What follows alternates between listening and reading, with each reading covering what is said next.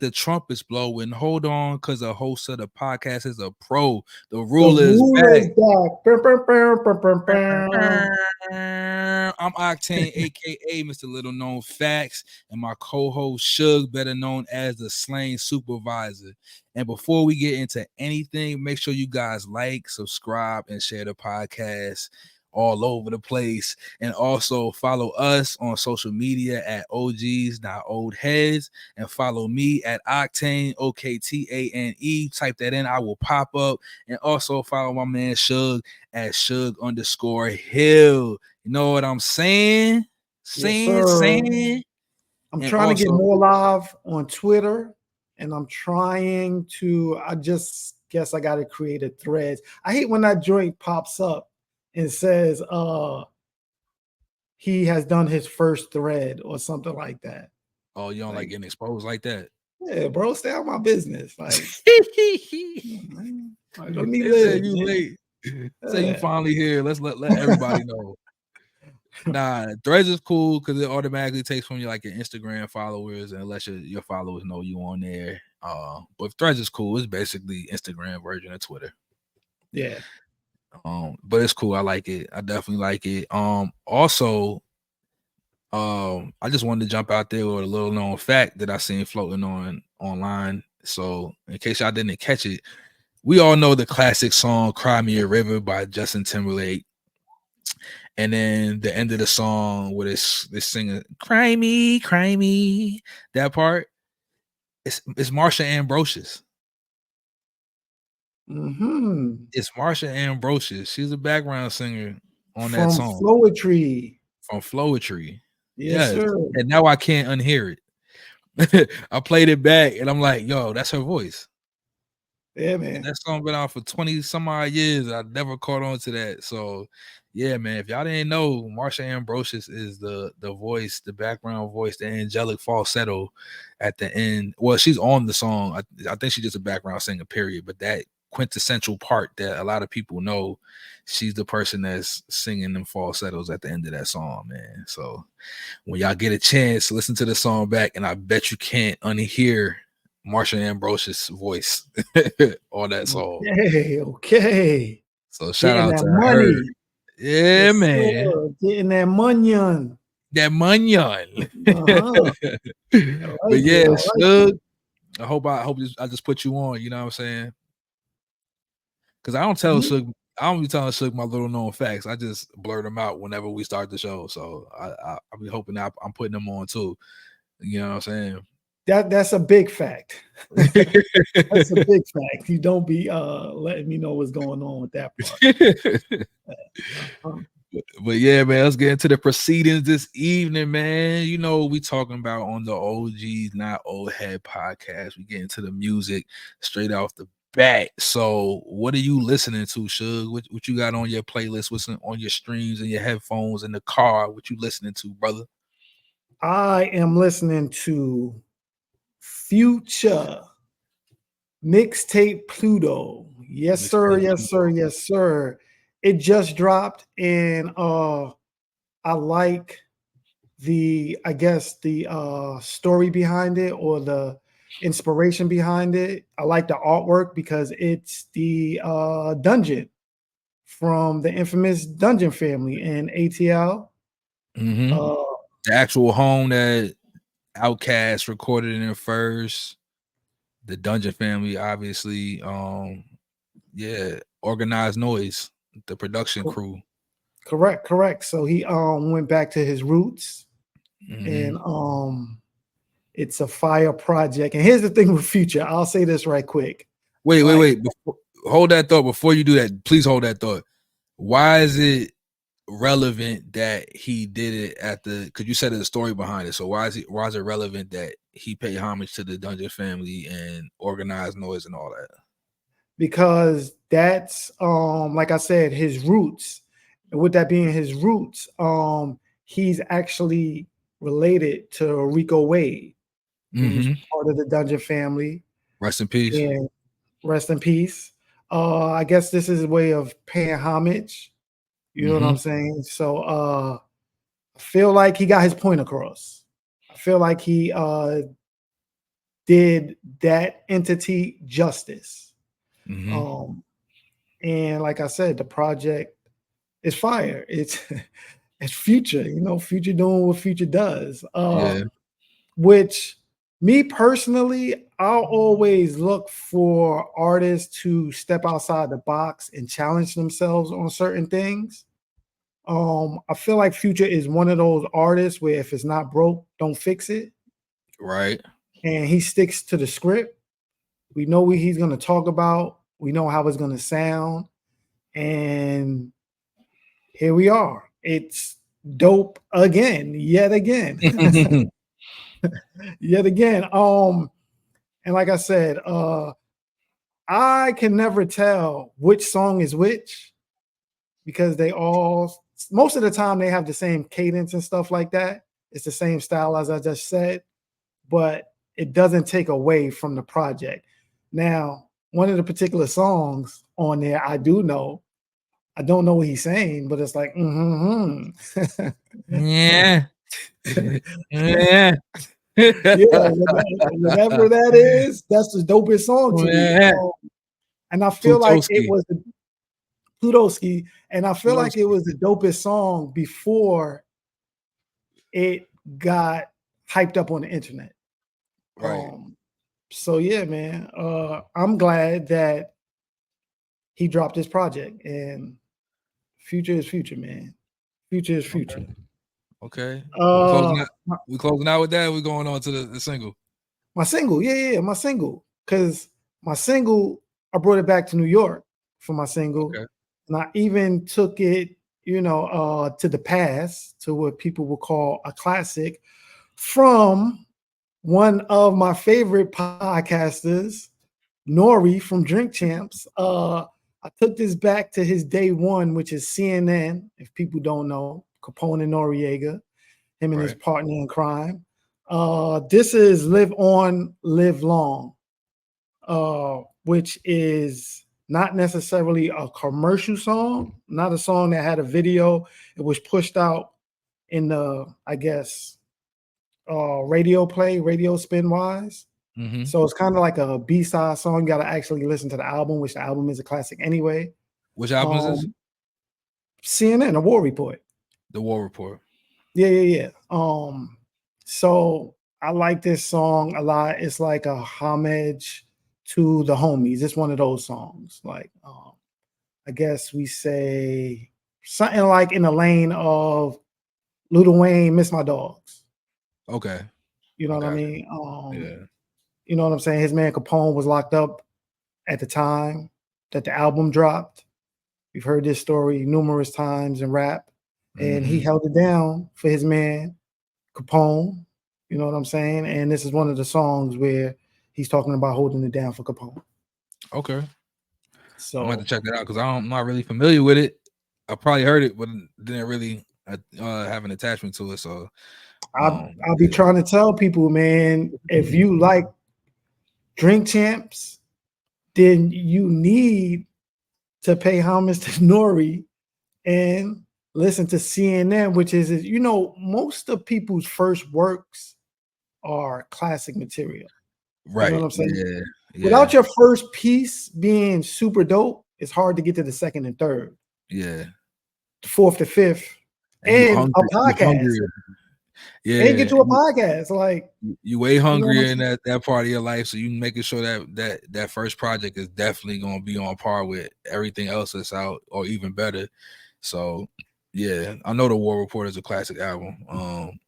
So I'm gonna go back and check that joint out for sure. Man. For sure. And the crazy part is, bro, like we at the age of time where like certain people are in different spaces from where they started from in their career, and people that like that's their introduction. Like certain people only know Nori from Drink Champs. They don't know, oh, he was a rapper. Like he was a very popular rapper. Same thing with Joe Budden. Like they don't understand those things. Cameron and Mace. Like if you too young, you don't know. So definitely go back on and listen to their music, see why they got so popular and why they're so lit when it comes to like having podcasts and getting spoke on. I mean, having a platform where people actually follow, because we've been seeing these guys for the past 20 some odd years, you know what I'm saying, and seeing them transition into something new. So yeah, man, big ups to Noriega. Shout out to Capone. Definitely gonna go back and listen to the War Report. That's a classic album for sure. Sir. Now I'm gonna move on to my album and my single. I happen to pick the same album as you, Mixtape Pluto. Had to pay homage to Future. For this, a lot of the same reasons you picked the album. It's actually, I'm not saying actually, it's really a good album. It's solid. It's his third time charting this year. 3 albums, all charting. So big ups to Future for having a phenomenal year. He just, and then on this one is just him. There's no features on this joint. The song Too Fast is already on the radio. So I think that's gonna be one that's gonna be around for a while. He just proven himself time and time again that he's gonna push the button and he's gonna put out quality music and give the people what they want. You know what I'm saying? And he's real. I think he's just real quiet about it. Like he just puts out some tweets. He lets y'all know he about to drop a project, and then all of a sudden it's out. So I definitely like the project. He didn't have Metro Boomin on his joint. He went with Southside, Wheezy, ATL Jacob, Honorable C Note, London on the track, and a couple others.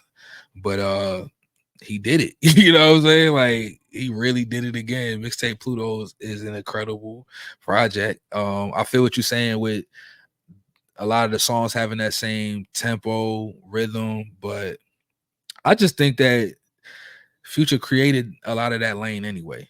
So I don't really I don't think that he's creating the same songs. It might have the same vibe, but the album is solid. It's good. I really like it. One of my favorite songs on there is Oath. But he's got it's just a lot of vibe music, a lot of turn up music. So yeah, man, that's my album this week. And like I said earlier, shout out to Rico Wade. Rest in peace. Incredible producer, man. Y'all need to look into him. Organized Noise. They had a documentary. It still might be on Netflix if you need to get some history on Future's cousin, Rico Wade. And you would definitely see why he paid homage to his big cousin, because the way that they brought that sound to Atlanta and made that sound for Atlanta and having pure instrumentation and production, incredible, bro. So yeah, before I get off track with that, my single is a collaboration between Maxo Cream and Tyler the Creator. It's called Crack Era. I like it. I love it. I want some more of it. That's I like new? when they collab. Wait. Hold on. You don't want more crack, do you? No, that I want more of. Shut up. Look, I want more Maxo Cream and Tyler the Creative songs. How about that? I'm just saying, the way that sounded, I was like, whoa. Let him correct that. Nah, man. I think it just talks about them being born in that era more than anything. But yeah, man. And it's a new track, right? Yeah, this joint just came out Friday, and it's very short. It's like 2 minutes long. But I like both of them. I like Maxo Cream. I think he's ill. One of the dopest dudes coming out of Texas. And then Tyler the Creative, of course. If you follow me, you know I'm a fan. See that Igor behind me? That's where I point my finger. Boom, that Igor album right there. You know what I'm saying? Definitely one of my favorite artists. So I had to pay homage real quick because the song is hot. And I think it's gonna end up on Maxo Cream's album. He been making some noise, so it was cool to see them do a collaboration together. And I think Tyler always tries to do music with people that you wouldn't normally think that he do music with, to show you he barred up. So that's what he did. I do like that part of Tyler the Creator. That's why I asked if the song was new. A lot of times Tyler works, It's he's making music that you wouldn't expect him to, like you just said, make with certain artists. That's a combination I was not expecting. But it works out. It works Yeah. out. So yeah, man, that's the singles, that's the albums. Hope y'all got put on to something new. As usually. This is like a gold moment for us to pick the same album. It is. I don't think we've ever picked the same album before, not at least at the same time. Yeah. So golly, that's a first for that. Shout out to Future. Shout out to Future, man. We both bumping that project. He knew what they say, he knew the assignment. Yeah, he understood the assignment. He understood the assignment. Yeah, sir. Moving on, man. Let's get to the timelines. What's going down the timeline? It's been pretty dry because I think this presidential campaign been going on, and it's certain things I just don't care to talk about. I know you don't really care to talk about. Mainly having to do with baby oil. A lot of things. Yeah. It's a lot of controversy going on. A lot of allegedly's going on. Yeah. So just waiting for the chips to fall and everything to unfold before we speak on that. We're not really into clout chasing or talking about it. I don't want to talk about people in a bad light either. That's not what we're here for. We're here to uplift the culture. Exactly. Like I'm not about to go in on nobody.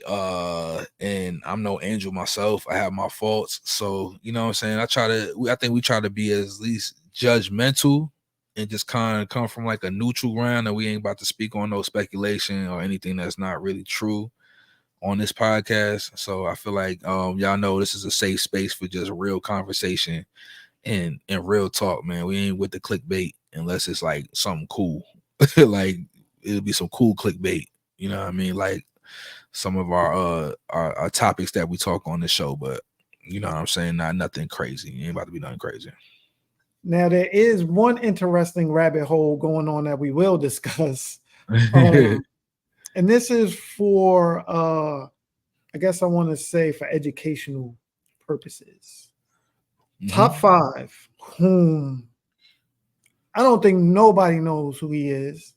So I'll give a quick backdrop to it. He was recently released from prison. He's from Toronto. So what is he? What does he do? He's a rapper. He's a rapper. Okay. He's a rapper. And I guess he's a badman, so he claims, because he said he's looking for Kendrick Lamar and Metro Boomin. Specifically, do they call them roadmen in Toronto? Is that what they call roadmen? I'm a roadman. Maybe the word you're looking for is a waste man. I mean, I don't want to call him a waste man. I know what a waste man is. I'm not calling him a waste man. I'm just saying. I thought that was a, I don't know Crody. I don't know the slang in Toronto, but if you can understand where we're going here, the affiliation and the rumors are Drake paid for his lawyer fees or something like that.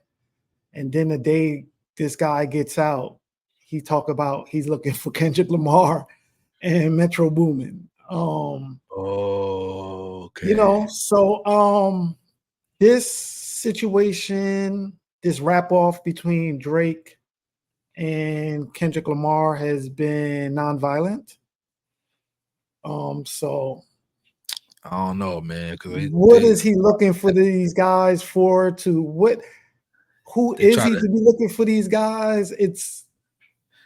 They try to jump Rick Ross in Canada, though.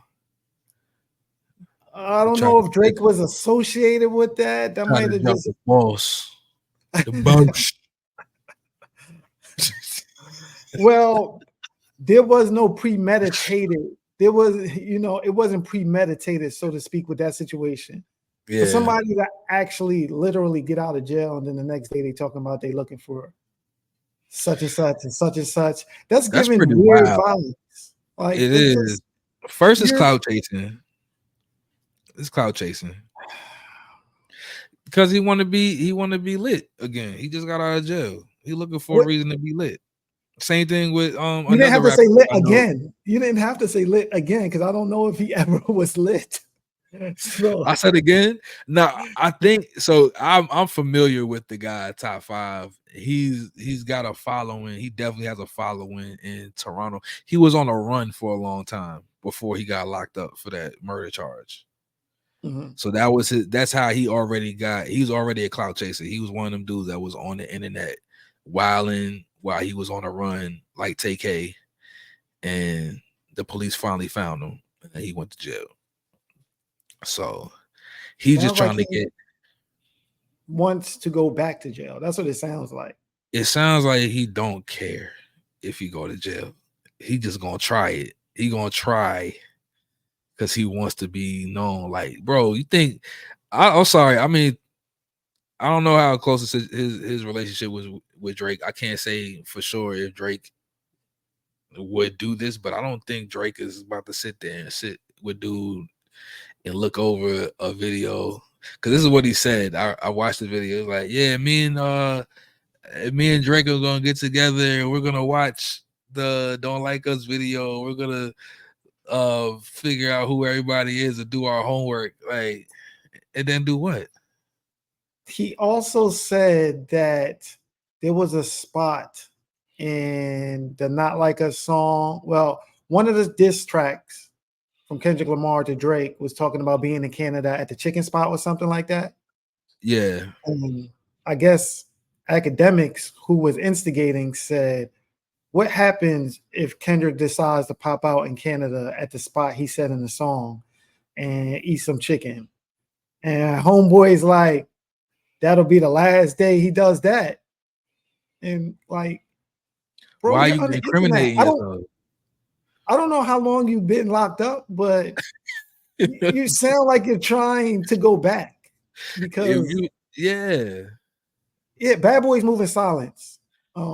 exactly. That's the first thing that popped up in my mind. I'm like, bro, why would you even want to put that out on the internet to say it? Like, now you just sound like you're not real. Cause you wouldn't. Why would you go out and say you're gonna do something before you do it? And If you're such I a don't know. gangster, just be quiet. Just do it. I don't know how long he's been paying attention to hip hop in the culture. And like I said, I hope things remain nonviolent, but Cali ain't the place to go looking for somebody, It ain't. according to the history You're gonna of get you. You're gonna get your issue. You just look, are. man. And So Kendrick is well connected and well protected in LA for sure. yeah. Probably most major places in Cali is holding Kendrick down. So So like I said, for educational purposes, we gotta chill with the clout chasing because we don't we, want to see any violence.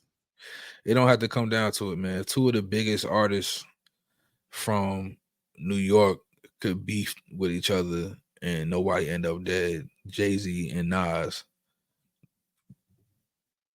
And it's understood. It's hip hop. It's a competitive sport. When you battling each other, things could get ugly. You know what I'm saying? Like, do your history and understand. Like, it's like any other sport, man. Somebody gonna win, somebody gonna lose, but you ain't gotta lose your life. Like Exactly. that ain't gotta be it, man. Let's stop trying to be gangsters on the internet all the time, man. It's getting lame. It's been old, and people really end up getting hurt because y'all be saying stuff, and now you feel like you gotta back it up. Just don't. And Stay like out of Drake jail, man.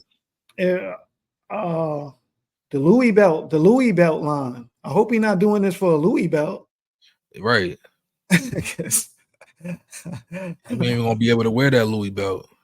Yeah, you know what I'm saying. So, And my whole thing about being a gangster in jail, it's like, bro, you really want to be around a bunch of dudes all day? That's what you want yeah, for the rest of your life? that's my point. I just don't see I just don't see any good that could come from this.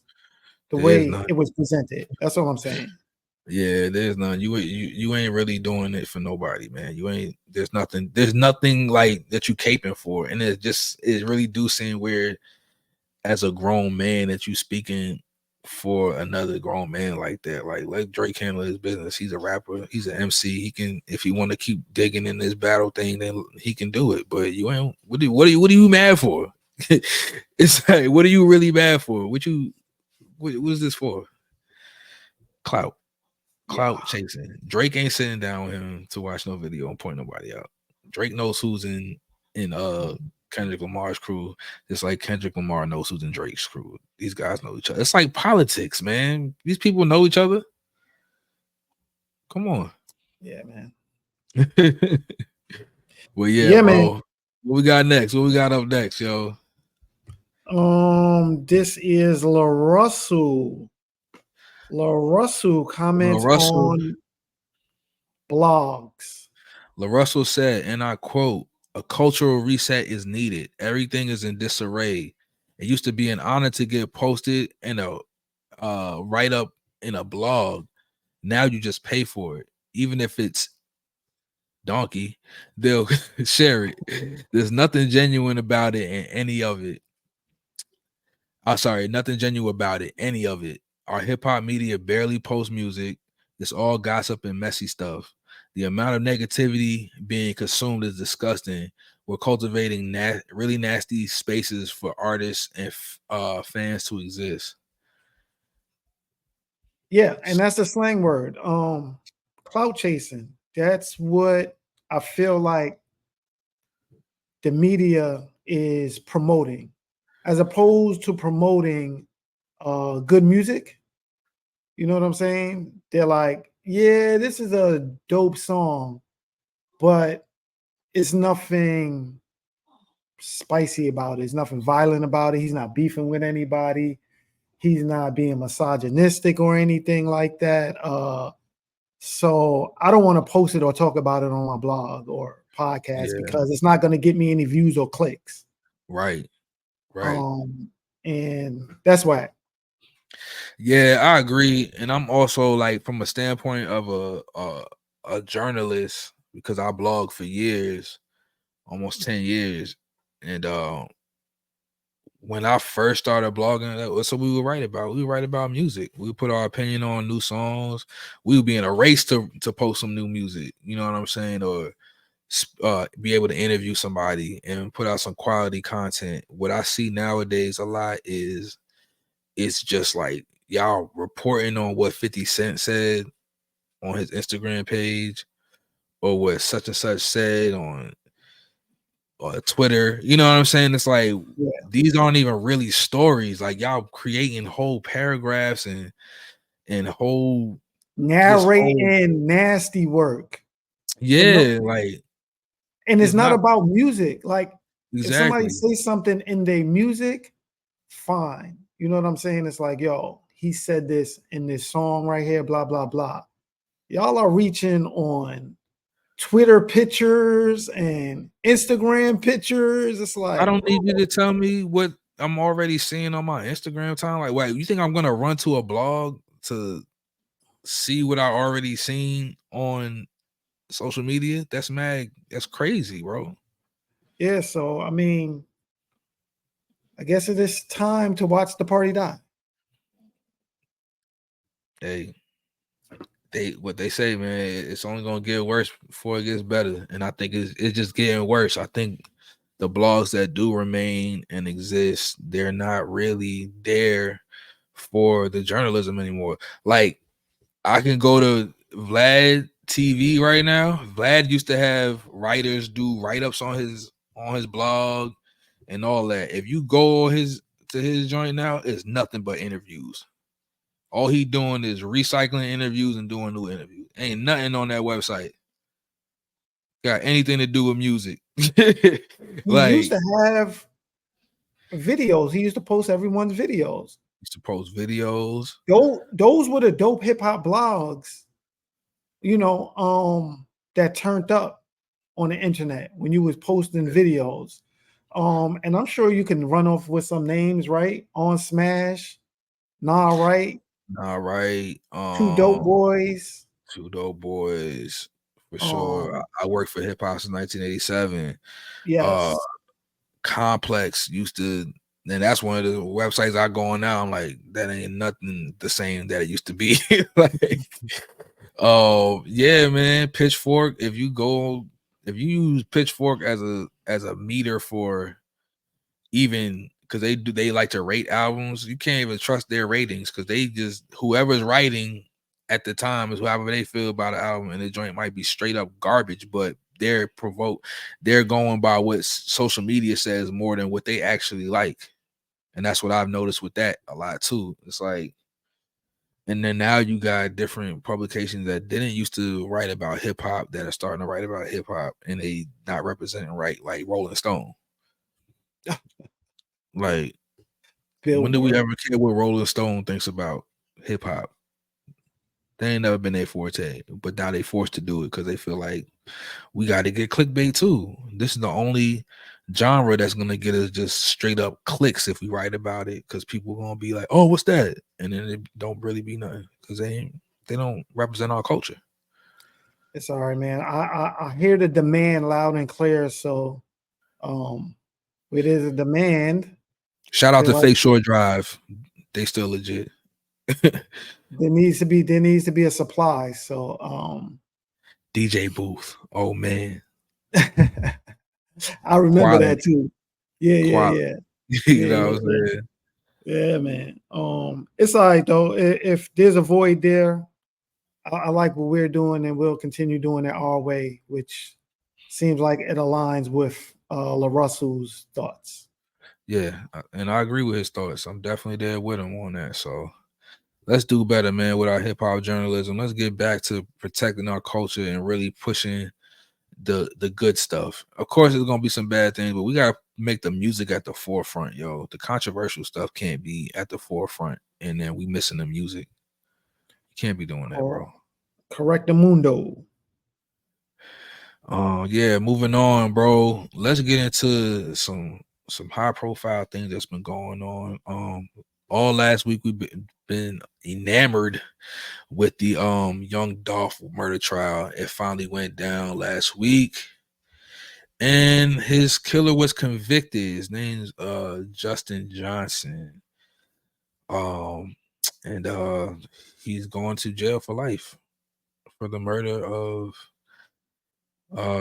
Young Dolph, No. which seems like it's a murder for hire.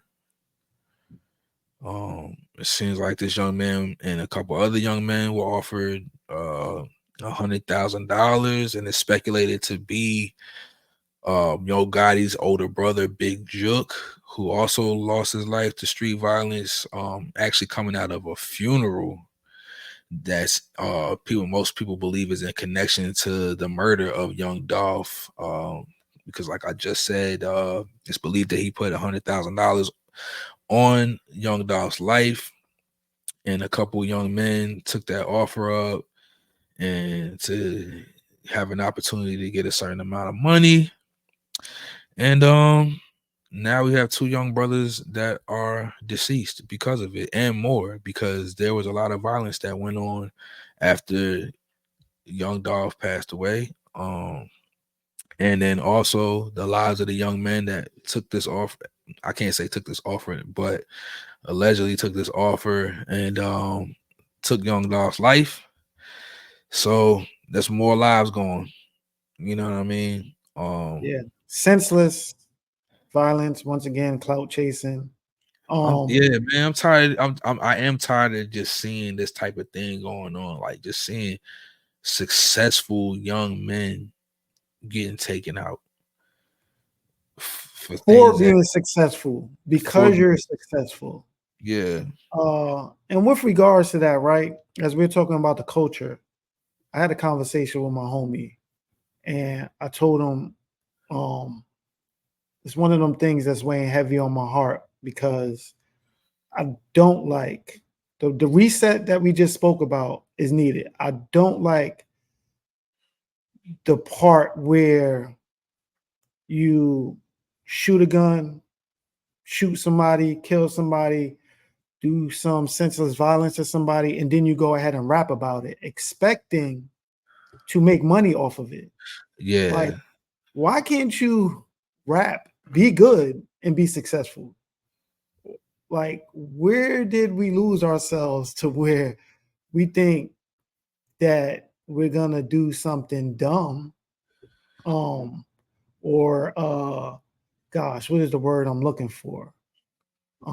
They're literally jumping out the window. I guess jumping out the window, throwing their lives away and expecting to not get caught. Yeah. You know, and like I'm on a run. I'm rapping about it. Or as we just spoke about the other guy, I'm about to do it. So I'm telling you so I can rap about it and my career would take off.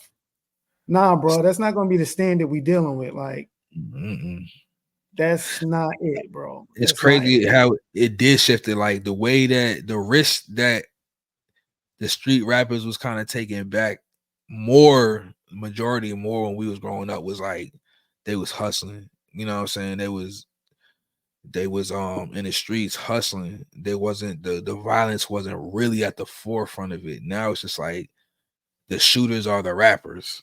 Like they literally are the rappers, and this is the thing now. And it's like these people are committing crimes, and then they getting caught up for the crimes that they committing, and then y'all on the internet screaming freedom, but they literally are in their music talking about these crimes that they committed. So it's like, where do we get to the point where we like, all right, that's not what we really want to represent? Yeah. Who wants to be for real, dogs? Who wants to be a fan of somebody just for them to go to jail right after their first second album? Like, you know what I'm saying? Now this person in jail for the 20 years or the rest of their life because you know what I'm saying, played a part in helping them promote some craziness.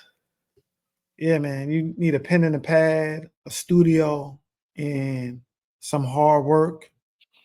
And that should be what your career is based off of. Yeah. Not I'm gonna go shoot somebody, rap about it, and people are gonna love me. Yeah, yeah, that respect for taking people's lives gotta go somewhere, dog. Like I don't get it, man. I ain't saying that. And that's the thing too. Like I ain't saying that coming from poverty, coming from the streets, doesn't come with a certain type of toughness that you gotta come with. You know what I'm saying? You might have had to do some things in your past, but if you are actively still doing that, I don't think you should be pursuing a music career because you put yourself in the spotlight, and not even just active like pursue a music career, but a music career and you're promoting the same things that you're doing in the streets is wild. It's just You're wild. snitching on yourself. Yeah. Like, come on. Wild. And we be seeing the memes and people make the videos of that, like rappers snitching on themselves, but it's a truth in comedy, bro. Who's that? Really doing that. What's the name? Got the classic meme for that where the dude is rapping about it, and then like the cops are watching it. Oh, Drewski got one of those. Drewski, yeah, that's exactly what I'm talking about. Yeah. Like, we got him. Thank you, buddy. Thank you. I can't believe this. Yo, and that's the thing about it.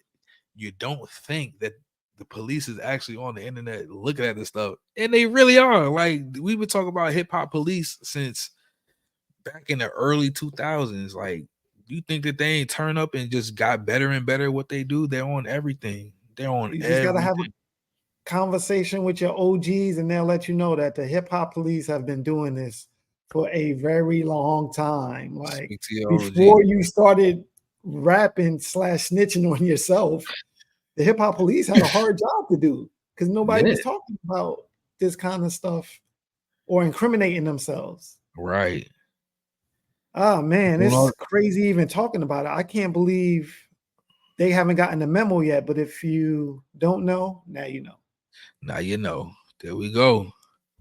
Next up, I just wanted to touch on this real quick. It ain't nothing crazy. It ain't really a big topic, but just on some highly anticipated album that I checked out. I kind of skimmed through real quick. I just wanted to highlight Tommy Richmond dropped his album Coyote the other day. I listened to it. It's cool. I think I'm gonna have to give it another listen because I've been looking at the reviews and stuff online. I think he should have put his singles on there though. Like I understand why he wouldn't put $1 Million Baby on there and Devil Is a Lie. I don't understand why you wouldn't put those 2 songs on your album, but he said he sometimes you just gotta believe in yourself. But I wouldn't have left them joints off there. Interesting. Very interesting. That's just me. Very But interesting. I'll be back next week with my real review on that album. That might be my album of the week. You got anything you highly anticipating this year, Shug? Any albums you really want to? The Super Bowl performance, halftime. Okay, because I'm like the game. I'm not even excited. My team is trash. Your team is who? Well, they're called the New York Football Giants. But their record is trash. I mean, I'm an Eagles fan. I'm in the NFC East with you. My Eagles just took a loss. When they win, you're gonna see me with the jersey on. But they didn't win. Go ahead. I'm gonna still get a Giants jersey. So when we win, I'm gonna have to throw that joint on. But I don't want to stay on sports too long. I'm really disappointed right now. So that's a wrap for the time. That's a wrap for the timeline, man. We're gonna move on to these dream collabs. Show. Let's get it. Yes, sir. You up to bat, my guy. For my dream collab, I went with I know everything, like we just said, there's a lot of beef going on in hip hop. So for this dream collab, I went with Biggie and Tupac. They never made an official song together. If my YGs don't know, Biggie and Tupac were actually friends before the quote unquote East Coast, West Coast beef. Right. They were actually friends. They did some music together. I think they got a freestyle that they did together. But they never made an official track, like in the vein of Snoop Dogg and Tupac, America's Most Wanted, or Biggie and Method Man, The What. Right, you know what I'm saying? Right. So I would love to hear I would have loved to hear an official track from them, produced by Easy Mo B. Wow. Easy Mo B was the producer. I think he did the majority of the work on Biggie's first album, Ready to Die. And that was when Tupac and Biggie was cool. I'm pretty sure I want to start getting bookmarks for these subjects I'm talking about. Like, I would like to be able to say, check the link down low and see the Easy Mo B interview when he talks about how cool Biggie and Tupac was. You know what I'm saying? I want to start doing that. But nonetheless, Biggie, Tupac, produced by Easy Mo B. That's my dream class. I definitely like to hear that. Definitely always wanted to hear Tupac and Biggie on a track together. Yes, sir. I definitely did. Somebody gonna make that AI generated and it's gonna be whack. So please don't do it.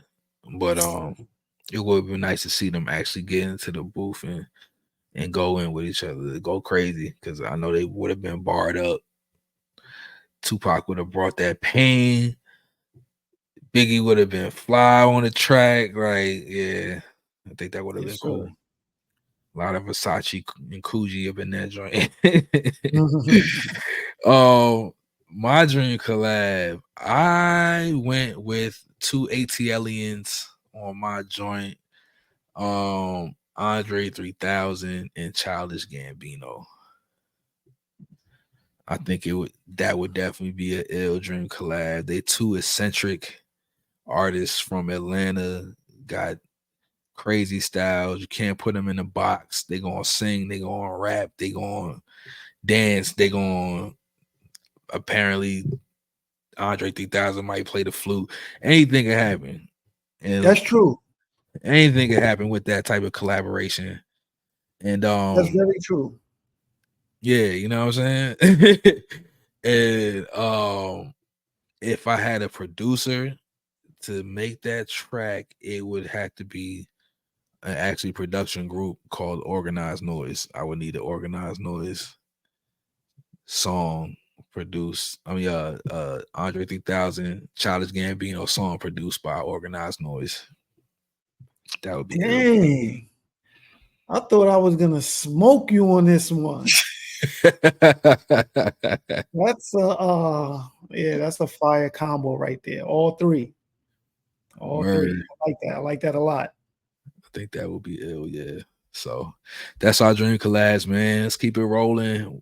I don't know how long it would take for you to get them to hand you the final product. I mean, I know Organized Noise would hand the beat over to them sooner than later, but to get the actual song, as far as getting it back from them, I don't know how long that would take, bro. Nah, you're right. That might take a while, but I you might see them in a movie together before you hear the song. Nah, that's wild too. Because that is one person that I was waiting for somebody. If you follow us on Instagram, we put up our top fives and we put up our fantasy verses, and we're about to get into fantasy verses and top five in a minute. But we put them on Instagram, and we asked y'all, who do you feel like is in your who you think that will win the fantasy verses, and also who would be in your top five besides the people that we picked. And last time we did rappers turn movie stars or actors, whatever way you want to call it. And then we had a lot of interesting people on there, and people somebody did say Childish Gambino, but nobody said Andre 3000. And I was surprised. I thought somebody might have said Andre 3000 because he did Idlewild and he did the Four Brothers joint with Mark Wahlberg, who was an actor turned rapper too. So, and then shout out to our dude Ovell. He tried to throw Tyrese in there.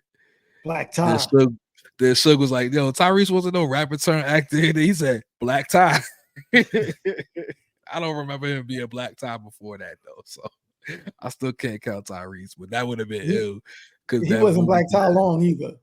Nah, he wasn't. He got it. He was finished with that. That was not a good look. Well, you could definitely sing, my brother. The rapping ain't your thing, Black tie. Yeah. Yeah, man. But yeah, man, let's move on, man. The fantasy versus Shug. Who you got? Well, who we got? Who you got? Fantasy versus. This week, fantasy versus. Who you got? Mace, MA, $E versus FABOLOUS. Mace versus Fab. Two artists with similar styles. Who you got? We got Mace, I Was Murder, P. Diddy, Name Me Pretty versus Fabulous, the one from the Minotti mix, known to have more kicks than karate flicks. Yeah, man. Man. I'm picking two first. Monotone type flows. Two flashy flows. I'm from Brooklyn. I'm going with Fab. I mean, I'm sure you already knew that. I knew you was. I'm going with Fab. Yeah, man. Who you got? Can I get a reason why you going with Fab first? I just said I'm from Brooklyn. We both from Brooklyn. That was just it. We just going with Brooklyn. I mean, literally walking distance. You know what I'm saying? From each other crib or whatever the case may be. Yeah, you definitely live right down the street from Brevoort. I didn't know. Then I live up the block from Marcy Projects and around the corner from St. James.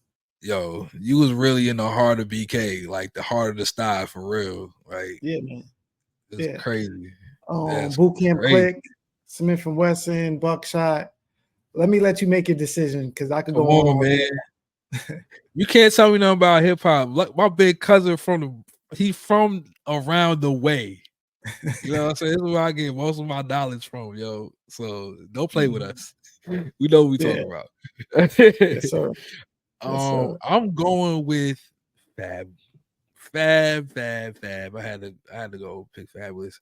Now, granted, I would say Mace probably got bigger hits than Fab, but Fab got more work. I'm gonna say he got more work. Mace has bigger hits. I'm not saying more hits. He has bigger hits because we're talking Got about more hits.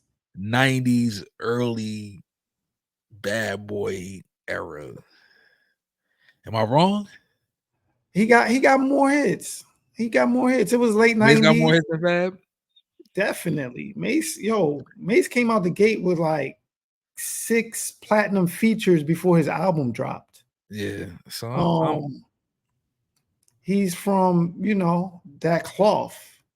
yeah. Associated with his It Is What It Is partner now, Cam. Pushed out Harlem World, the group, Loon. Yep.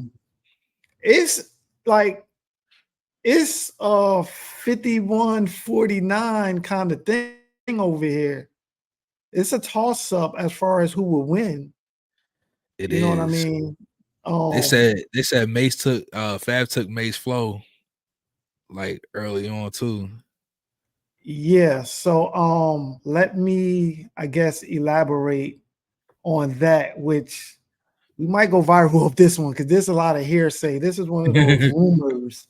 This is one of those rumors because Mace was out first with the lazy monotone flow.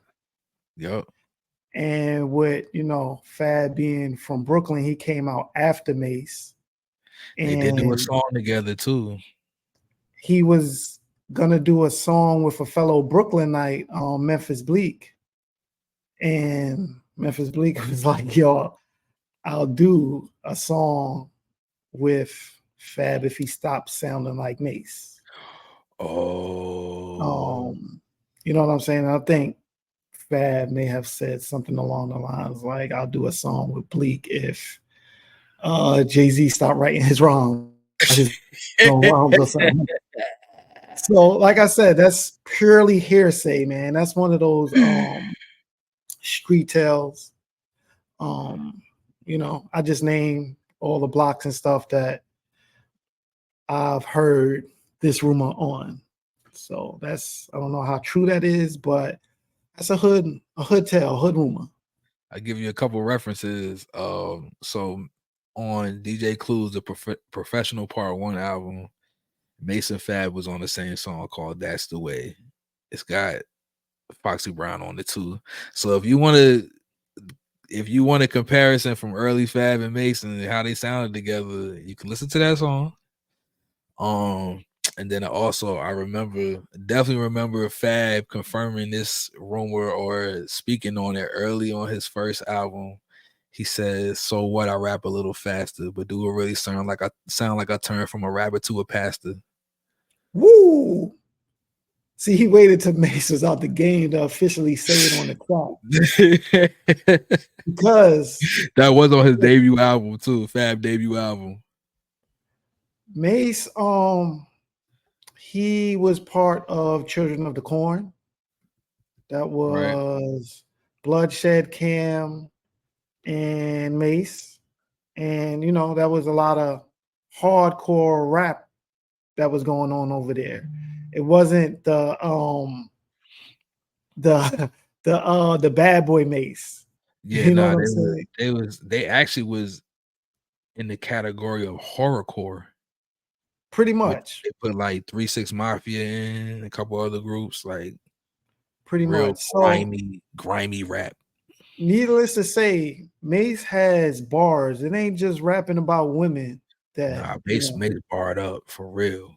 Nice. Same thing with Fab. I know Fab has, when you say more work, you're talking about Fab's mixtape work. Mixtape Fab is a monster. It's a beast. Mixtape Fab is nothing to play with. Like, it's a beast. I don't even know the Minati mix. That's what he means, Illuminati. If I don't even know, we're gonna have to talk about that one day. Mixtape guys, because it's the difference between the album and the mixtape. Like the guys is way better on mixtapes than their albums, or just like they're better known for their mixtape than their albums. We'll figure out how we want to discuss it, but we're gonna have to speak on the mixtape culture a lot more one time, when we get the chance to. And Fab is a big part of that. Most definitely. So Mhm. yeah, man, we're gonna do that. So when it comes down to this fantasy versus, I got Fabulous when it comes down to Mace versus Fab. Shug, you got Fabulous. Fabulous, FABO, straight out of BK. We agreed on this one. Last Mhm. week, let's talk about that real quick. Yeah, we had Meek Mill versus Beanie Siegel for the King of Philly. Yeah, I big had big conversation, big controversy on social media, man. I love that conversation. I had Beanie Siegel because, and I might have been biased to it because Beanie Siegel's closely connected to Jay-Z as he was signed to The Rock. I listened to a lot of Jay-Z's, my favorite rapper, blah, blah, blah. So I heard enough Beanie Siegel's catalog alongside of Jay-Z. Like, it ain't too many people that could go bar for bar with Jay-Z. So that's what was my decision. Very true. That's what made my decision on Beanie Siegel. He also went bar for bar with Jadakiss, another, top tier. A son lyric. kissed like a soda. And I also think that Beanie Siegel is one of the top, I guess, struggle rappers, pain rappers. He doesn't have that commercial appeal. He sticks to what he knows, which is, like I said, that struggle and that pain. He epitomizes that. He's done some joints. He went bar for bar with Scarface. They did a couple joints together. And that's what ultimately made my decision. Meek Mill, yes, I'm not taking nothing away from Meek Mill, his mixtape Flamers, his albums, Dreams and Nightmares, Wins and Losses, Championship. Championships. He's got a lot of solid work. It was a tough decision, of course. I think ultimately what happened was that was an age gap thing where the older folks, the OGs, went with Beanie Siegel, and the YGs, the younger folk, went with Meek Mill. I think I'm in the middle. I think at my age right now, I might be a young OG. I think I just crossed the line to OG. So I'm a young OG. Yeah. Yeah, the OGs, they was like, nah, Beanie Siegel. Cause you gotta think too, Meek my age. So I seen this come up. Like I really witnessed that joint, and From day one. he's had a crazy run. I'm talking Yeah. about 2010s, the end of the 2000s into the 2010s. Like that's my real era. Like when my adulthood, listening to the rappers coming up. Like so, I listened to a lot of Beanie Siegel in high school, but even then, my favorite Philly rapper is Freeway. Freeway. So, but I definitely I can't really argue against somebody that said that went with Beanie Siegel. I can't, man. Barred up, struggle rapper can go toe to toe with Jada Kiss, like any rapper you put him up with, he gonna go bar for bar with. So I give Freeway. I give him that. Yeah, man. Freeway. He don't write better songs than Freeway though. Here we go. He don't write better songs than Freeway. I think Meek Mill, outside of his music, also plays a role in people not necessarily picking him too. Yeah, he's an underdog. Oh, you talking about like as far as like what, like his personality or just what? Just the off the record stuff that he's been caught up in lately. Yeah, he's definitely a person that shouldn't put out their own Twitter tweets. fingers, yeah. I'll give my phone to somebody else, man. Your PR, bro. Put that joint in Chat GPT. Clean that joint up. At least work on the grammar, bro. If any advice I could give to Meek Mill, man, just work on your grammar. Let somebody like proofread your joint before you post it. And That then think man tweeted. Pardon me. I just got. He said, "I ain't gay. I can't be gay. The reason I can't, yo, bro, you don't even gotta do all of that. yeah, what? You know, If you I'm don't gotta not tell something, us I how don't gotta many prove. women. You don't gotta Yeah, tell us who the women. You ain't gotta say nothing, bro. Like it ain't none of our people business. will throw slander on you through the internet all day. You gotta learn how to, duck and dodge, man. Yeah, Like, especially with the or internet, bro. You don't even know who you talking to for real. You might think you talking to a grown man, some 12-year-old girl, just just trolling. just trolling you, like, and even if Trolling. it is a grown, why do you care, bro? You are out here being a wealthy individual, making changes, changing Prison laws in reform. your state. Like, yeah, bro, you bigger than that. You responding to stuff like that, like that's nothing. Leave that alone. You good. You good, man. You made it out the hood. Like, let's stop acting like we still in the struggle with everybody else. Like, You cut the braids. You cut the braids. yeah, you good, my dude. So yeah, man.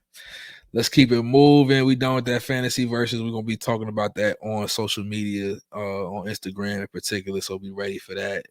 And let's go on to this top five. All right, my friend. I'm gonna throw out the top 5 subject. I'm gonna let you go first. So, It's already scrolling across the screen. Go ahead, tell them. athletes who rap. All right. Yes, sir.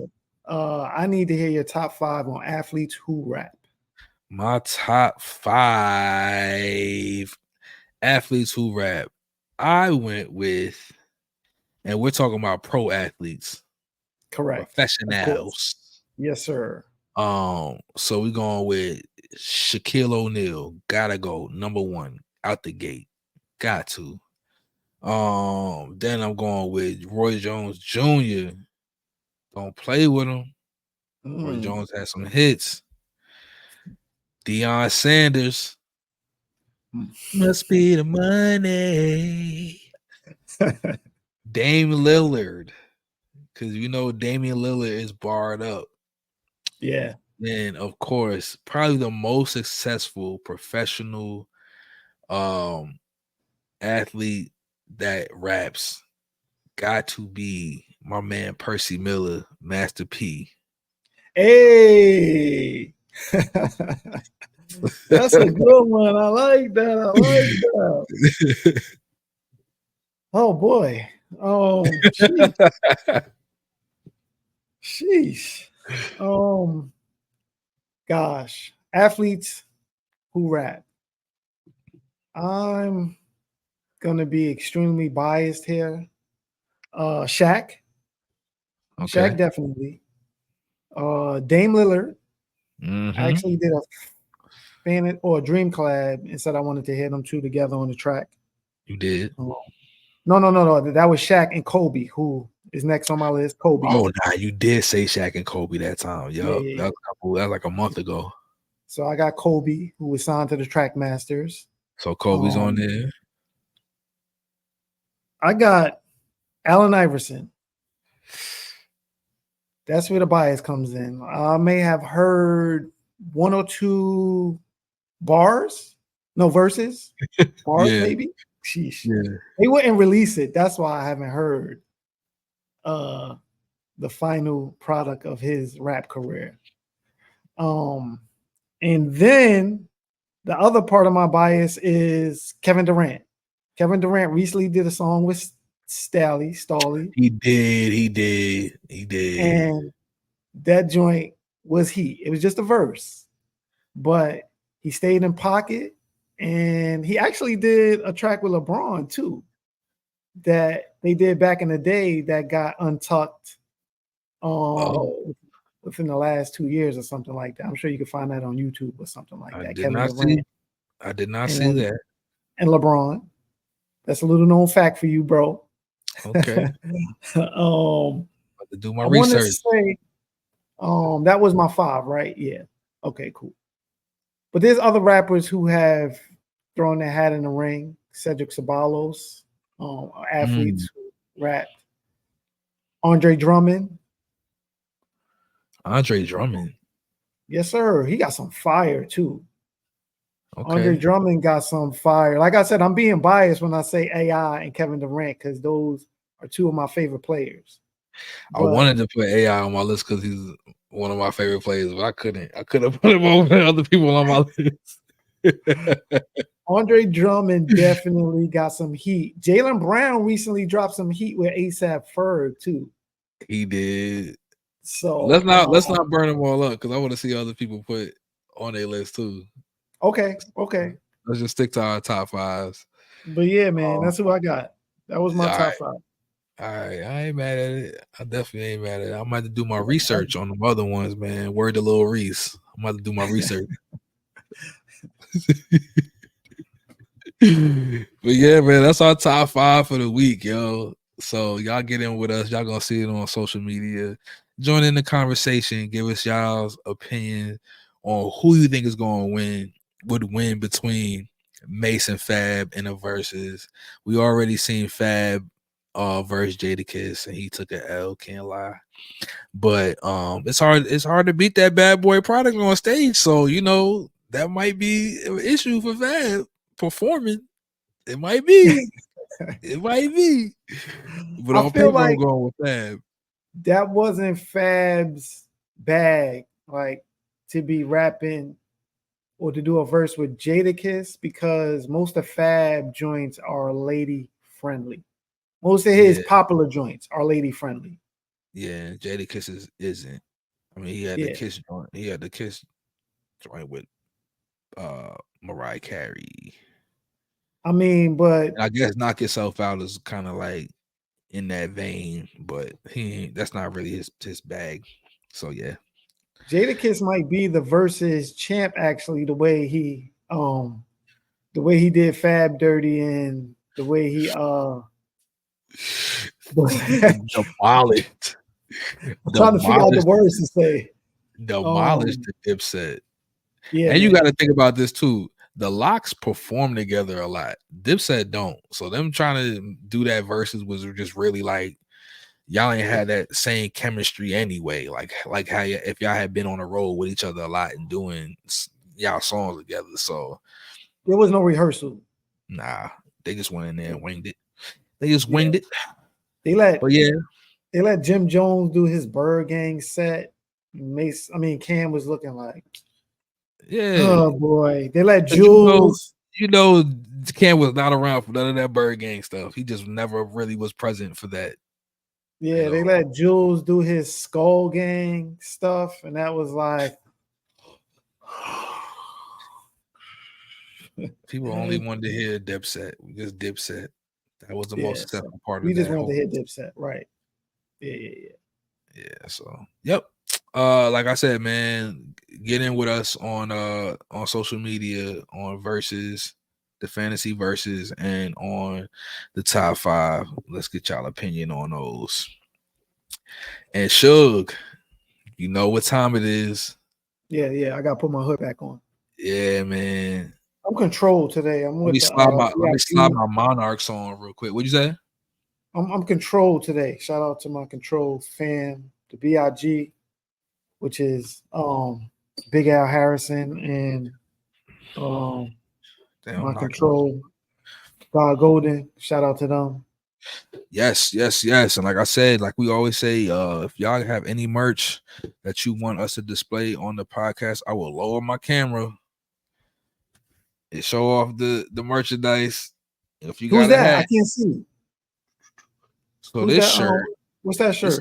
This shirt is actually local to Richmond. Oh wow, we're gonna have to blur that. We're gonna have to blur that for the what? For what? Because some Karen or some hater's gonna push a button and be like, I don't like hate speech. Nah, this shirt just represents. It says "Police in America." It's got the KKK, some KKK guys with hoods on. Go elaborate. It's a statement piece. You know what I'm saying? I could speak more on it, but nah, man, it's a company local to Richmond called Utmost that made this shirt. Okay. So shout out to them. I had this shirt for some years, and I just decided to throw it on today. No, that's a classic piece. I like how you're expressing yourself. Thank you, sir. But on a lighter note, it's time for that dad joke. Shug, are you ready? Yeah, I got my hood on. I'm ready.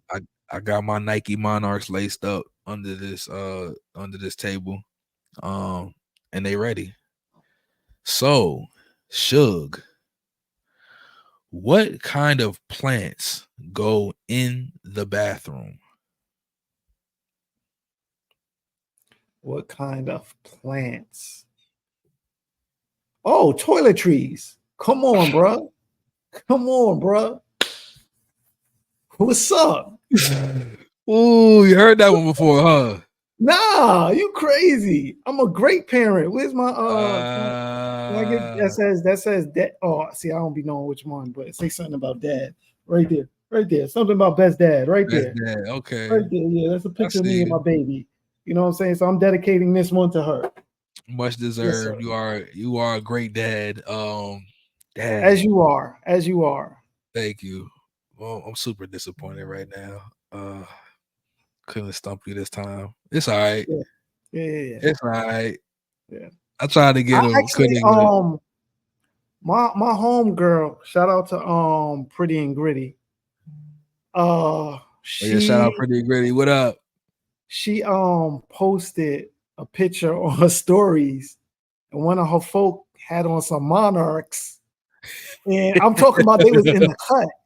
And I jumped in her DMs. I was like, yo, those Monarchs right there. I was like, I bet you that person right there is a great parent. You know what I'm saying? And she was like, it's a sign of a seasoned great parent right there. Yes, indeed. Yes, indeed. They willing to go into your rack room shoes or your shoe carnival and pick up a nice size. And they gotta be a big size shoe, like a size 11 Monarch.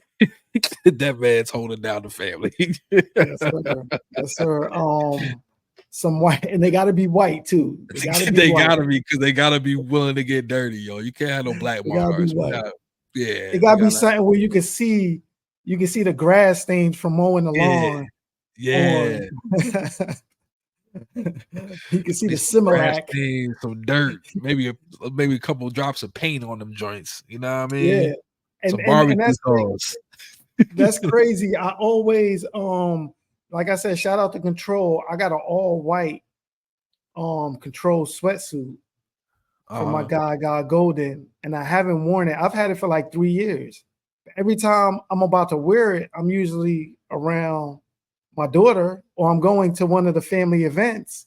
And I'm like, yo, I cannot wear a white sweatsuit around my child. It's just around a toddler, around 5 years old. I can't wear this to a birthday party. It's not gonna work. It ain't, man. You're gonna get some type of meatball, that the great barbecue sauce meatball joint is going, and your shirt just be thirsty. That day. Like any other color shirt you wear on any other day, you might be straight, don't get no stains. As soon as you put a white shirt on, or like you said, a white sweatsuit, it's inevitable, bro. It's gonna happen.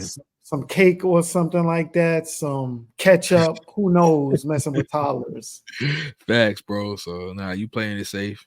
You definitely playing it safe. But man, I'm upset that I couldn't stump you this week, and we're also at the end of the podcast. So shout out to everybody that's listening thus far. We about to get up out of here, man. Remember to follow us everywhere at OGs Not Old Heads on social media. Follow me at Oktane, Oktane, and my man Shug at Shug_Hill. That's HI to the double L. Man, I thoroughly enjoyed myself this week, man. We are definitely going up. Appreciate everybody that's on here. Please make sure you like, subscribe, and share the podcast, and keep spreading the love. And we here for the culture, man. This is the OGs Not the Old Heads podcast from an OG's perspective. Remember that. Until next time, y'all. Peace.